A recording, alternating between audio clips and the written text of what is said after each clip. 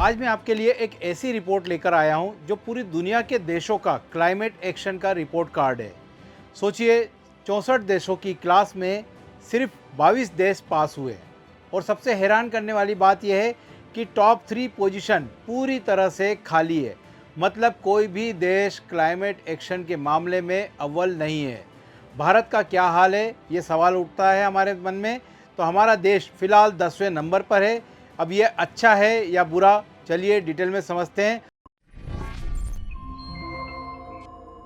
Report को जानने से पहले हम जानते हैं कि क्लाइमेट चेंज होता क्या है। सीधे शब्दों में, धरती का तापमान बढ़ रहा है क्योंकि ग्रीन हाउस गैसेस जैसे carbon dioxide, methane, nitrous oxide वातावरण में बढ़ रही है। इसके कारण पूरी दुनिया में कहीं मौसम बिगड़ेगा, कहीं पर बाढ़ आएगी, कहीं पर सूखा पड़ेगा, कहीं पर समुद्र का स्तर बढ़ जाएगा, खेती पर असर पड़ेगा, सेहत पर असर पड़ेगा।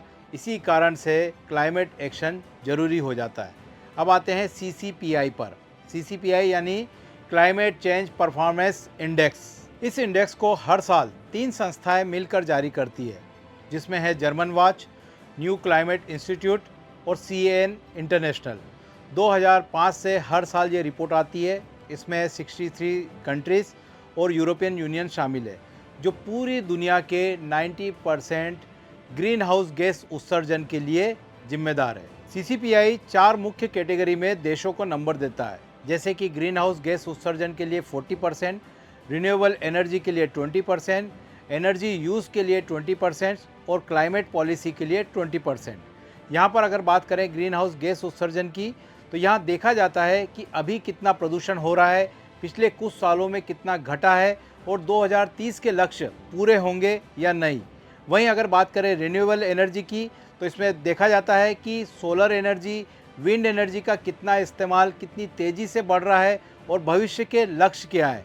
वहीं अगर बात करें एनर्जी यूज़ की, तो प्रति व्यक्ति कितनी ऊर्जा खर्च हो रही है, इंडस्ट्री, ट्रांसपोर्ट, घरों में कितनी बचत हो रही है एनर्जी की, ये सब कुछ देखा जाता है। वहीं बात करें अगर क्लाइमेट पॉलिसी की, तो इसमें देखा जाता है कि देश की नीतियाँ कितनी मजबूत है और कितनी मजबूती से लागू हो रही है या सिर्फ कागज़ पर ही काम हो रहा है। इसके अलावा 450 एक्सपर्ट से सर्वे भी कराया जाता है।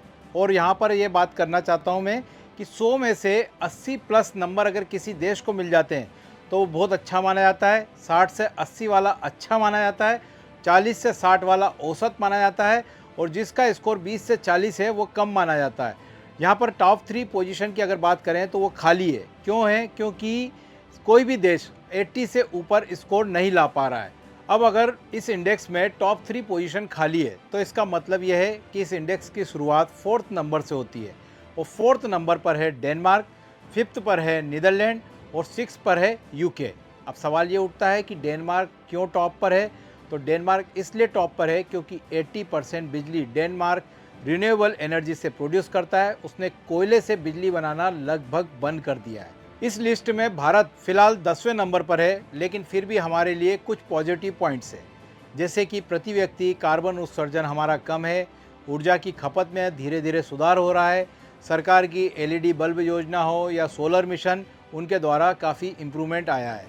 वहीं अगर बात करें चुनौतियों की, तो अभी भी 70% बिजली हमारे यहाँ कोयले से प्रोड्यूस होती है, रिन्यूएबल एनर्जी का हिस्सा कम है और नीतियों का सही क्रियान्वयन नहीं होना, ये हमारे लिए मुख्य चुनौती है।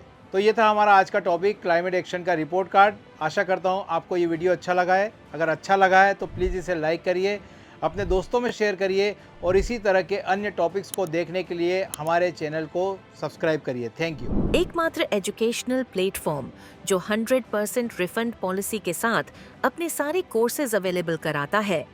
तो अपनी प्रेपरेशन को और भी बेहतर बनाने के लिए आज ही अथर्व एग्जाम वाइज के अन्य कोर्सेज परचेज करें। Thank you.